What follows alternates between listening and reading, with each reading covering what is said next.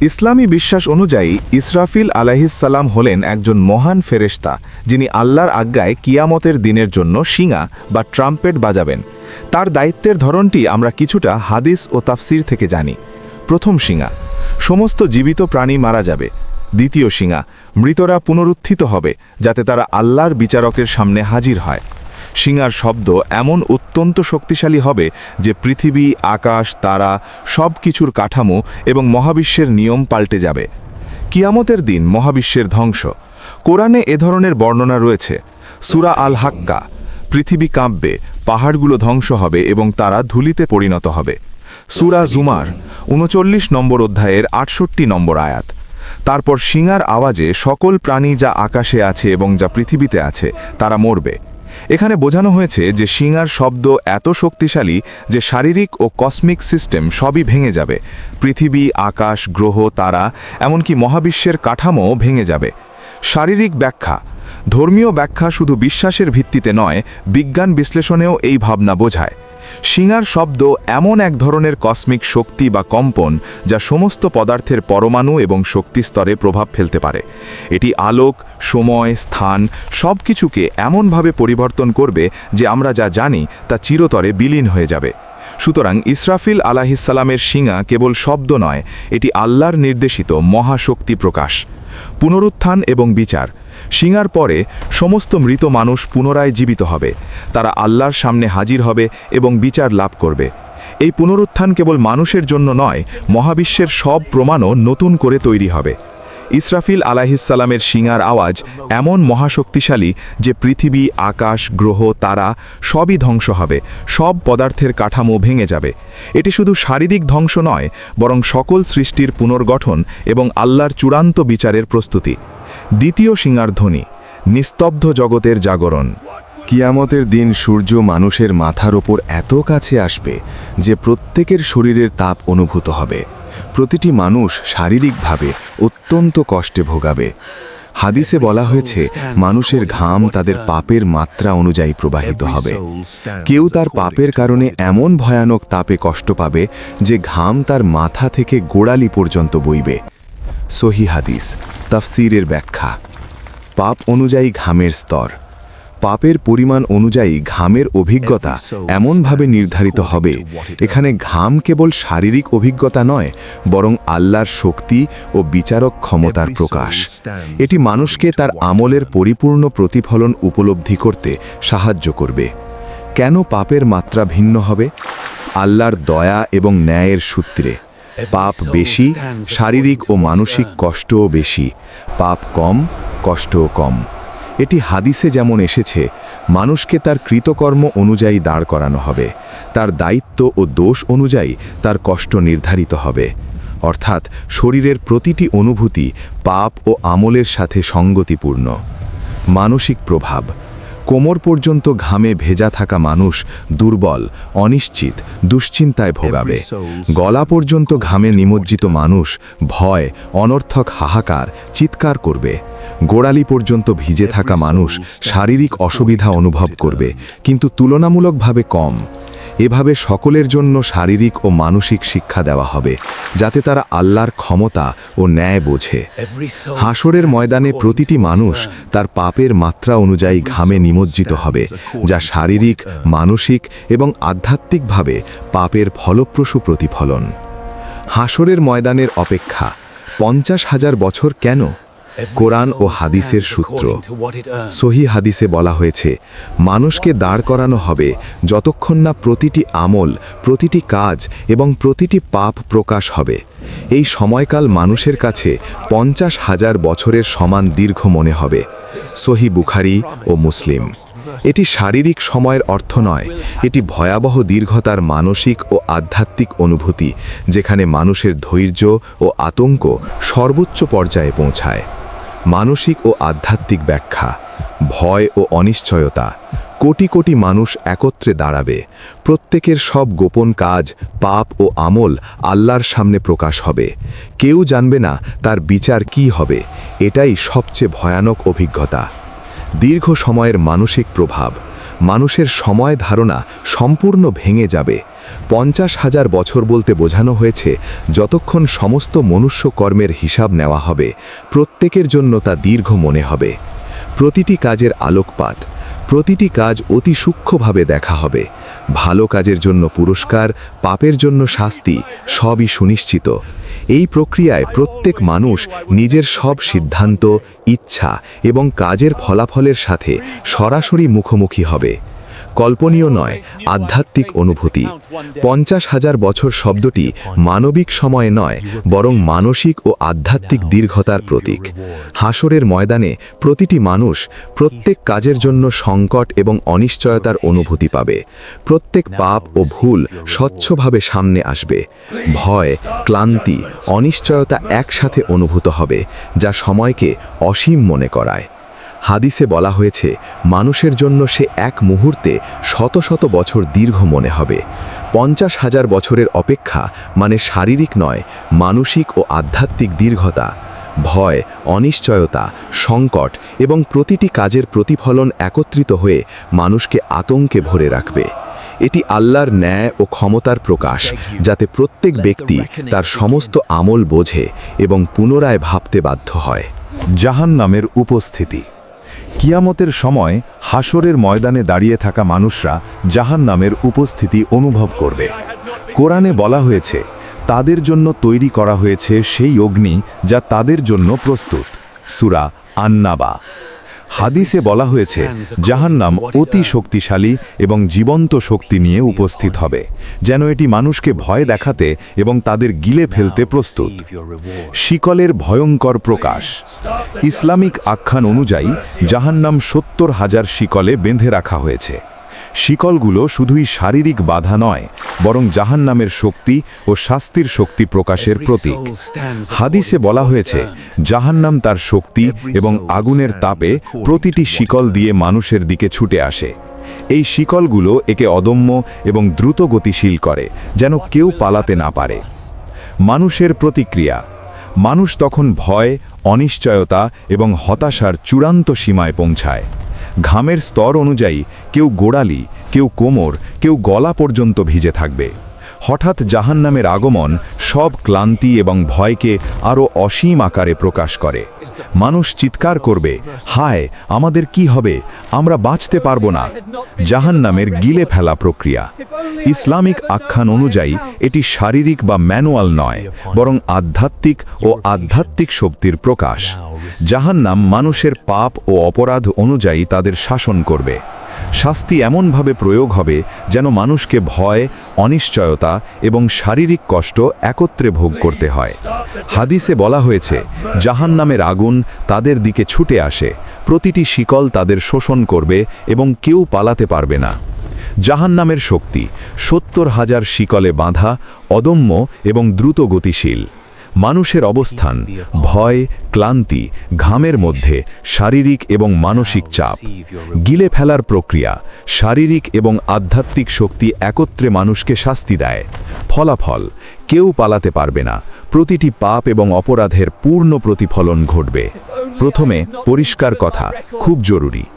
সহি কোরআন বা সহি হাদিসে কোথাও নেই যে জিব্রাইল আলাইহিসসালাম তার চোখের পানির মাধ্যমে জাহান্নামের আগুন নিভিয়ে দেবেন। এই বক্তব্যটি সহি আকীদার অংশ নয়। এ ধরনের কাহিনী কিছু দুর্বল বর্ণনা, ইসরাইলিয়াত বা ওয়াজ নসিহতের আবেগপ্রবণ বর্ণনায় পাওয়া যায়, কিন্তু সহি সূত্রে প্রমাণিত নয়। তাহলে সহিভাবে কি জানা যায়? জাহান্নাম ও ফেরেশতাদের ব্যাপারে সহি বর্ণনা। সহি মুসলিমে এসেছে, জাহান্নামকে কিয়ামতের দিন আনা হবে। তার সঙ্গে থাকবে 70,000 লাগাম। প্রতিটি লাগাম ধরে থাকবে 70,000 ফেরেশতা। ফেরেশতারা নিয়ন্ত্রণকারী, কিন্তু আগুন নেভানোর ক্ষমতা তাদের নিজের নয়, সবই আল্লাহর আদেশে সীমাবদ্ধ। ফেরেশতারা কি কান্না করেন? হ্যাঁ, সহি আকীদা অনুযায়ী ফেরেশতারা আল্লাহকে ভয় করেন। তারা গুনাহ করেন না, আল্লাহর আযাব দেখে তারা ভীত হন। কিন্তু এমন কোনো সহি দলিল নেই যে ফেরেশতার চোখের পানি আগুন নিভিয়ে দেয়। তাহলে আগুন সাময়িকভাবে থেমে যাবে, এটা কিভাবে বোঝা যায়? আগুনের উপর পূর্ণ ক্ষমতা কেবল আল্লাহর। কোরআন পরিষ্কার, জাহান্নাম বলবে, আরও আছে কি? সূরা কাফ। আগুন নিজস্ব শক্তিতে চলছে না, আল্লাহ চাইলে বাড়ান, কমান, থামান স্থির রাখেন সবই তার ইচ্ছায়। যেটা সহিভাবে আছে শাফাত অর্থাৎ সুপারিশ।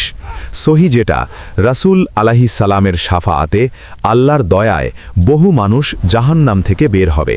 কারো শাস্তি হালকা হবে কিন্তু আগুন নিভে যাবে এমন কোনো সহি বর্ণনা নেই, বরং আগুন থাকবে, শাস্তি থাকবে, শুধু কারো জন্য তা হবে কম, কারোর জন্য বেশি। তাহলে জিব্রাইল আলাইহিস সালামের কান্না কথাটা কি? এটা সাধারণত বোঝাতে বলা হয় ফেরেশতারাও আল্লাহর আযাবে কাঁপে, আসমানবাসীরাও কিয়ামতের ভয়াবহতা দেখে স্তব্ধ। দয়া ও ভয়ের চূড়ান্ত পরিবেশ। এটা উপমা বা আবেগী বর্ণনা, আকীদা নয়। জাহান্নাম ৭০,০০০ শিকলে আনা হবে, সহি। ফেরেশতারা ভয়ে কাঁপবে, সহি। আল্লাহ চাইলে শাস্তি হালকা করবেন, সহি। জিব্রাইল আলাইহিস সালাম চোখের পানি দিয়ে আগুন নিভাবেন, সহি নয়। কোরআন স্পষ্টভাবে বলছে, কোরআনে জাহান্নামের বিশেষ বৈশিষ্ট্য। সেদিন যারা অবাধ্য হয়েছে তাদের জন্যে জাহান্নাম আছে, তারা এতে থাকবে চিরকাল, মৃত্যুর কোনো উপায় নেই। সূরা আন-নাবা। জাহান্নাম তাদের জন্যে স্থায়ী, এখানে তারা কখনো মরবে না। সূরা আল-বাকারা। অর্থ, জাহান্নামের শাস্তি শারীরিক বা সময়সীমা দ্বারা সীমাবদ্ধ নয়, এটি চিরস্থায়ী, কারণ এখানে মৃত্যু নেই। 2. কেন মৃত্যু নেই? ক. শাস্তির ধারা স্থায়ী। জাহান্নামের উদ্দেশ্য পাপের প্রতিফলন এবং শাস্তি প্রদর্শন। মৃত্যু থাকলে শাস্তি শেষ হয়ে যাবে, ন্যায়পূর্ণ প্রতিফলন হবে না। তাই আল্লাহর ন্যায়ে শাস্তি অবিরাম হতে হবে, যাতে প্রত্যেক পাপের ফল সঠিকভাবে প্রতিফলিত হয়। খ. চিরস্থায়ী শাস্তি সমান চূড়ান্ত শিক্ষা। যারা জাহান্নামে যাবে তারা পাপের পরিণতি সম্পূর্ণ বুঝবে। এটি সিরিয়াল বা ক্ষণিকের শাস্তি নয়। কোরআন বর্ণনা করে, যারা অবাধ্য হয়েছে তাদের জন্যে জাহান্নাম চিরস্থায়ী, তারা মৃত্যুর মতো নিস্তার পাবে না। সূরা আল-বাকারা 2:88। অর্থ, এখানে নিয়মিত মৃত্যু নেই, কারণ শাস্তি চিরকাল চলবে। মানবিক দিক থেকে ব্যাখ্যা: যদি জাহান্নামে মৃত্যু থাকত, মানুষ পাপের পূর্ণ প্রতিফলন পেত না।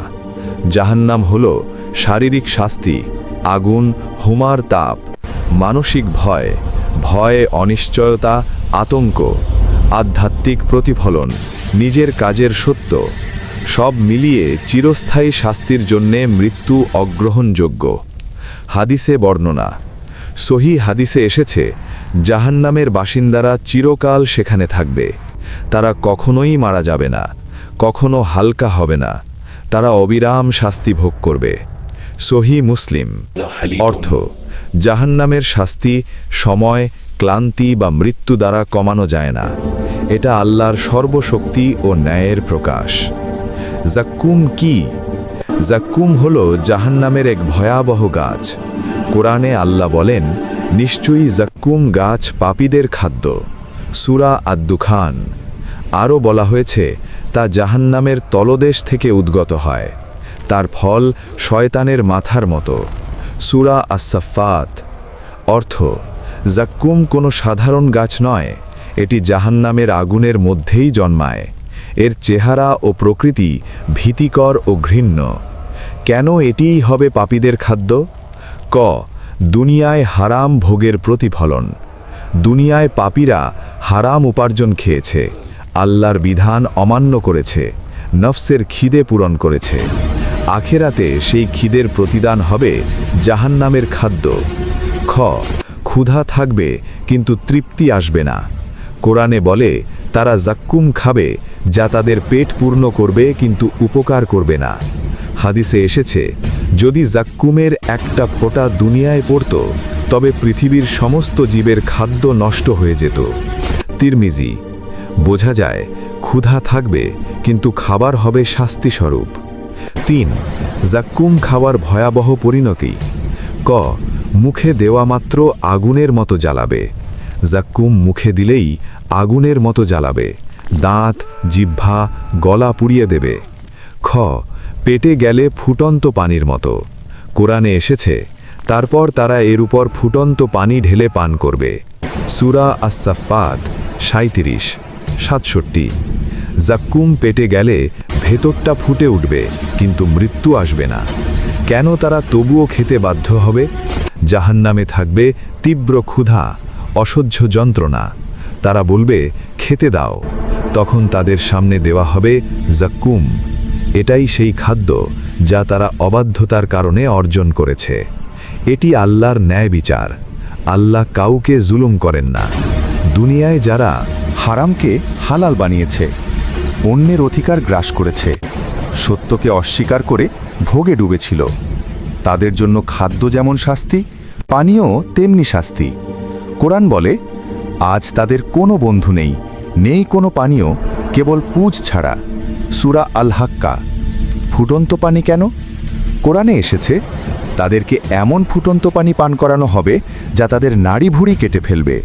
সূরা মুহাম্মদ।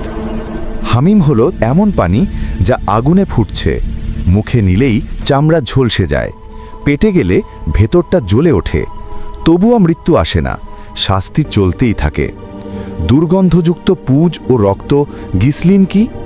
কোরআন বলছে, তাদের পানীয় হবে গিসলিন, যা পাপীদের ক্ষত থেকে নির্গত। সূরা আল হাক্কা। গিসলিন সম্পর্কে আলেমরা বলেন, এটি জাহান্নামীদের শরীর থেকে নির্গত পুজ, রক্ত ও তরল, তীব্র দুর্গন্ধযুক্ত, চরম ঘৃণ্য ও কষ্টদায়ক। দুনিয়ায় যারা পাপকে স্বাভাবিক বানিয়েছিল, আখিরাতে তাদের পানীয় হবে ঘৃণ্যতার চূড়ান্ত রূপ। কেন তারা তবুও পান করবে? কারণ জাহান্নামে থাকবে প্রচণ্ড তৃষ্ণা, আগুনে শুকিয়ে যাওয়া কণ্ঠ, অসহ্য যন্ত্রণা। কোরআন বলে, তারা পানি চাইবে, তখন তাদেরকে গলিত ধাতুর মতো পানীয় দেওয়া হবে। সূরা আল কাহাফ। পান না করলেও কষ্ট, পান করলেও কষ্ট। এটাই শাস্তির বাস্তবতা। এটি জুলুম নয়, ন্যায় বিচার। আল্লাহ বলেন, আজ কাউকে জুলুম করা হবে না, প্রত্যেককে তার কাজের পূর্ণ প্রতিদান দেওয়া হবে। যারা দুনিয়ায় অন্যকে কষ্ট দিয়েছে, পাপকে তুচ্ছ করেছে, আল্লাহর সতর্কবার্তা উপেক্ষা করেছে, তাদের পার জন্য নামাজ ইচ্ছাকৃত ছেড়ে দেওয়া, জাকাত আত্মসাৎকারী, আল্লাহর আদেশকে তুচ্ছ করা। শাস্তি, আগুন শরীর থেকে মাংস ছেড়ে নেবে, মাথার খুলি খুলে ফেলবে, প্রচণ্ড তৃষ্ণা ও অপমান, লাজা মাথার চামড়া তুলে নেয়। সূরা মারিজ 70-15-16। হুতামা কার জন্য?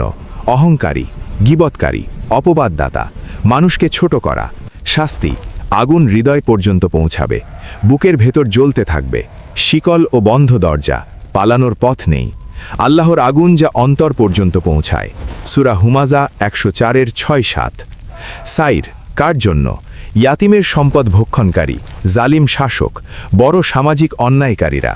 শাস্তি, দাউদাউকবে জ্বলা আগুন, শিকলে বাঁধা, আগুনে নিক্ষেপ ও টেনে নেওয়া।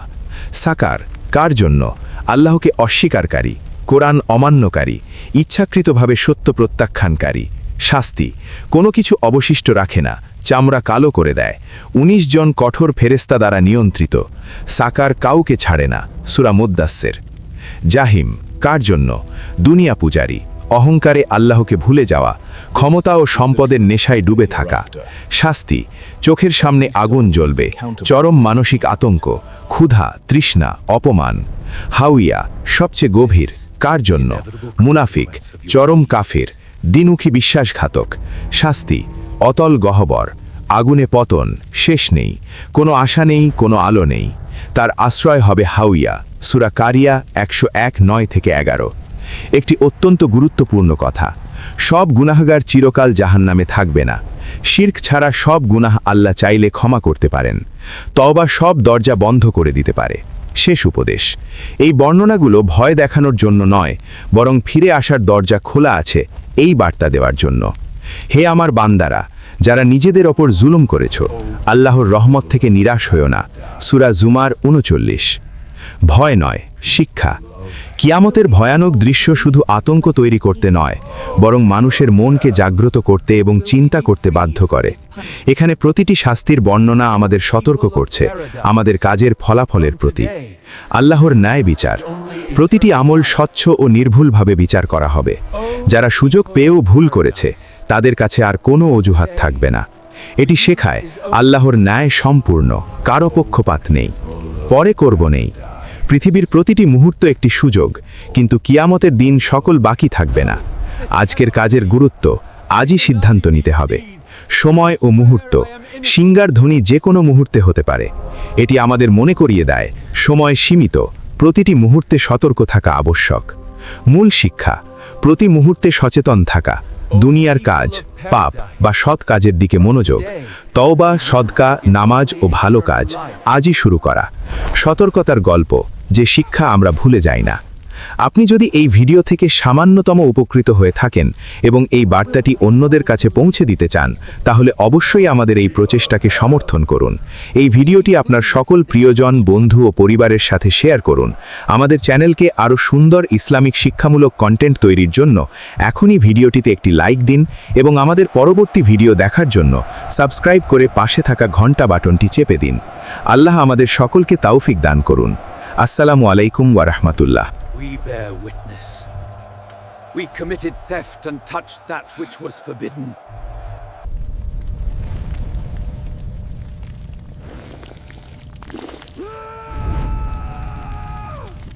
خليد